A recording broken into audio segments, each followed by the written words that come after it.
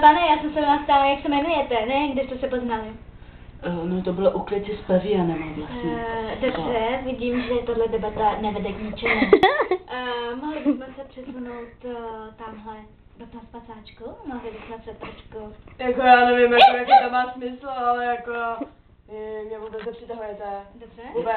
Já mám radši ale kluky, víte? Aha, dobře, můžete? Prosím. Ale mám tady takovou památku vlastně, když jsem potkala tady to zvířátko tam jde.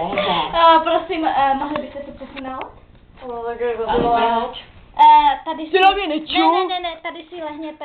Tak. Ty vole, mě Ne, děláme jenom pokus. A kdo pomůže mě? Tak. Vy si lehněte tady takhle na ní. Radši se nebudeme přibližovat. Prosím, děláme pokus. Dobrý, můžete to točit, zavírejte to. Jenom si lehněte. Hele, běž tou kamerou někam.